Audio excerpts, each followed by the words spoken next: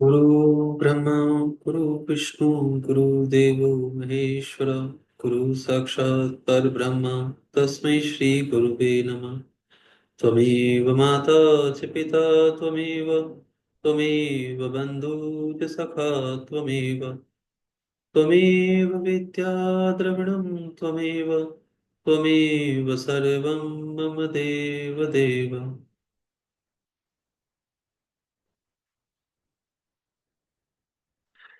भगवान शिव की माया से मोहित मुझसे वे कहने लगे कि इस समय मुझसे तुम इतनी स्पर्धा क्यों कर रहे हो। हम दोनों के मध्य तो एक तीसरा भी आ गया है, इसीलिए युद्ध रोक दिया जाए। हम दोनों इस अग्नि से उत्पन्न लिंग की परीक्षा करें कि यह कहाँ से प्रकट हुआ है। मैं इस अनुपम अग्नि स्तंभ के नीचे जाऊंगा, और हे प्रजानाथ, आप इसकी परीक्षा करने के लिए वायु वेग से प्रयत्न पूर्वक शीघ्र ऊपर की ओर जाएं। ब्रह्मा जी बोले। तब ऐसा कहकर विश्वात्मा भगवान विष्णु ने वाराह का रूप धारण किया, और हे मुनि, मैंने भी शीघ्र हंस का रूप बना लिया। उसी समय से लोग मुझे हंस हंस और विराट ऐसा कहने लगे। जो हंस हंस यह कहकर मेरे नाम का जप करता है, वह हंस स्वरूप ही हो जाता है।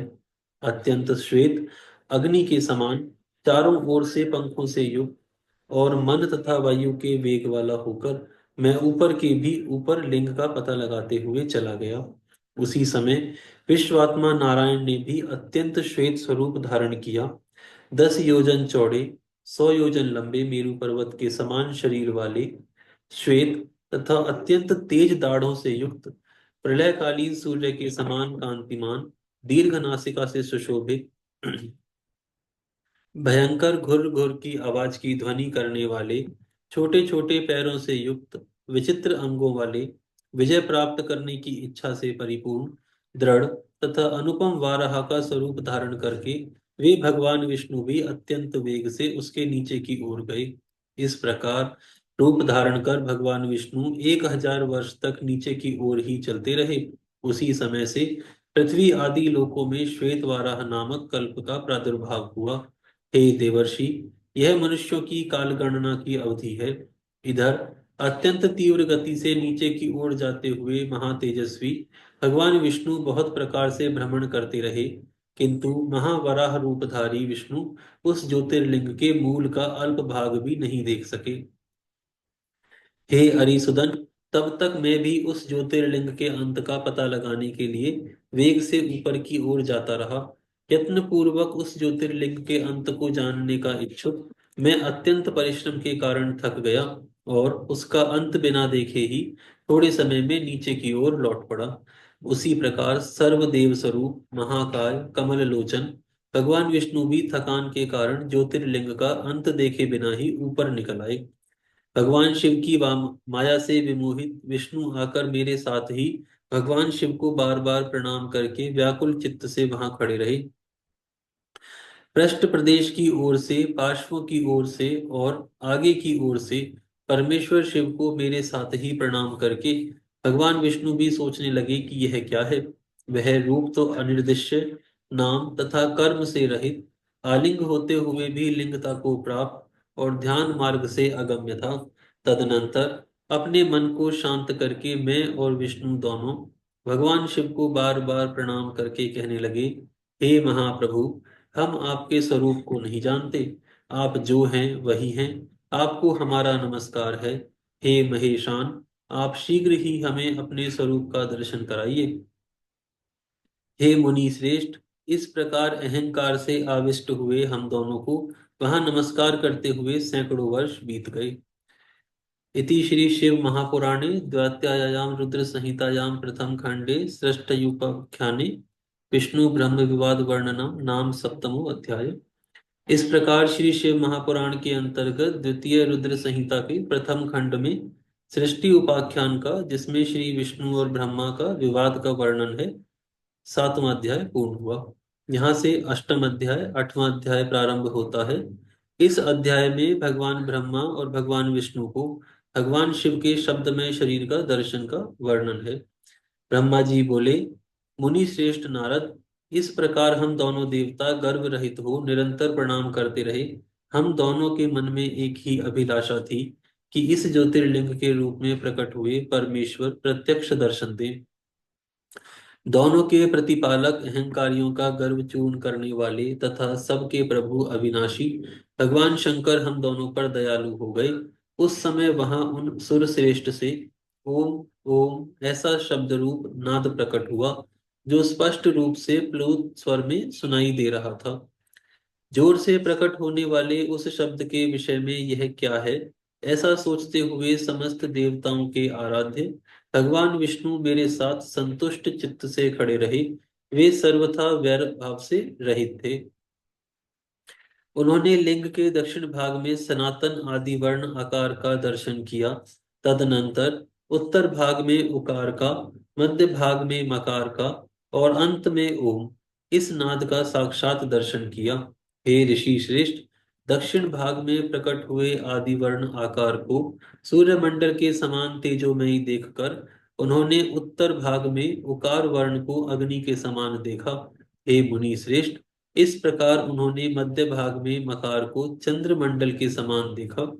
तदनंतर उसके ऊपर शुद्ध स्फटिक मणि के समान निर्मल प्रभा से युक्त, तुरीयातीत, अमल, निष्कल, निरुपद्रव, निर्द्वंद, अद्वितीय, शून्यमय ब्रह्मा और अभ्यंतर के भेद से रहित, ब्रह्माभ्यंतर भेद से युक्त, जगत के भीतर और बाहर स्वयं ही स्थित, आदि, मध्य और अंत से रहित, आनंद के आदि कारण तथा सबके परम आश्रय, सत्य, आनंद एवं अमृत स्वरूप परम ब्रह्म का साक्षात्कार किया।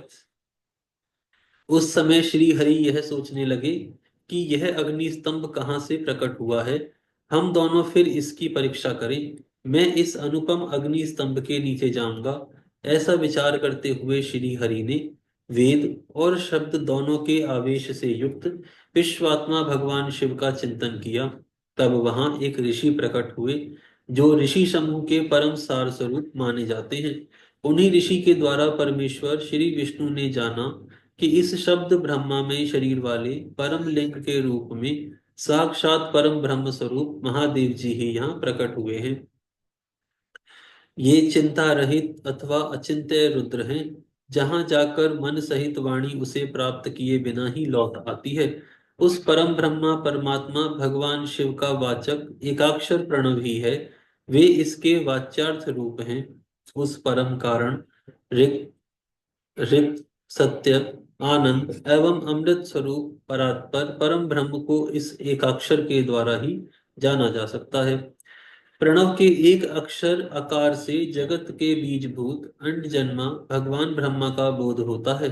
उसके दूसरे एक अक्षर उकार से परम कारण रूप श्री हरि का बोध होता है। और तीसरे एक अक्षर मकार से भगवान नील लोहित भगवान शिव का ज्ञान होता है।